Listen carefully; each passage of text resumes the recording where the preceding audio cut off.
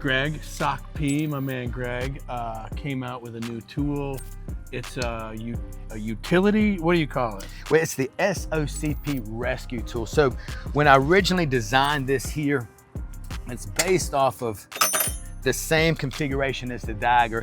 It can slide behind your molly. Obviously it doesn't come standard with the leather backplate, but you can get it. Slides in, you can get it with either hand. Now, when you go to pull this out, the top of it has a notch so you can feel if it's the Dagger or the rescue tool, but it functions the same way. So one, if I have to break glass, let's say you're breaking glass to extract someone, right? You can come up to the glass here, break the glass. It has some standoff here, so then I can clear the glass, pull the tin out so it doesn't impede the locking mechanism. Then I can reach in, unlock the car, open it up, look. If the vehicle's in park, that's fine. If not, I may shove the elbow over, foot on the brake, reach in, put it in park, cut the car off, still utilizing this skeletonized handle. Now, if I need to cut the seatbelt, right?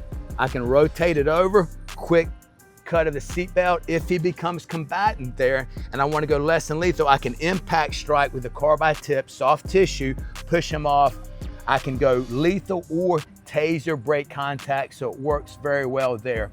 If you're in your patrol car, you happen to wreck, you can break the glass here, cut your seatbelt and get out. Or for our wives, our daughters, our son, and even ourselves, right? We get into a wreck, we may have to cut our seatbelt, reach in the back, cut little Susie out, break the glass and get out of the vehicle. But another great tool for our wives or people that aren't that comfortable with knives. So you may have it in your car, right? And Joe Booger comes up and tries to attack her. If it's sitting next to her seatbelt right here, she can reach over, grab this tool, hammer fist this person off of her, and then get out of there, hammer fist them, and then reach for more lethal tool, maybe her firearm or something, just to create that space. A lot of my guys like it too.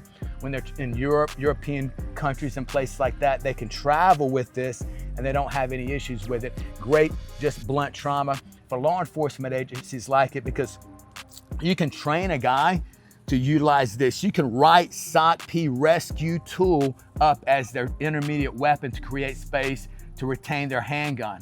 So now when somebody grabs their handgun, they're writing in go to rescue tool, hammer fist them, which works pretty good, right? But it's the same template that we'll a lot of times use with the Dagger, so they can get formal edge weapon training without formal edge weapon training. It writes off very well, and that way command doesn't mind it because they know you're getting the training that you need, and the liability is now back on the officer if he happens to stab somebody with a tool that he's not supposed to because he only got trained into this. But he will develop the instincts to secure his firearm down, get to another tool with his support hand.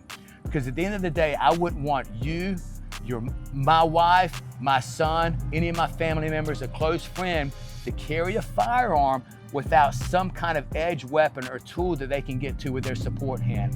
And the truth of it is 60–70% of your defensive training for this is actually clearing the cloth, getting this tool out in your support hand, knowing how to hold it, knowing where you want to put it, how to clear them off of you to give you room to get this out. So that's basically what I have for you. You can't go wrong with it. You gotta have it. I need this rescue tool. I was sold with the hammer fist with the carbide tip.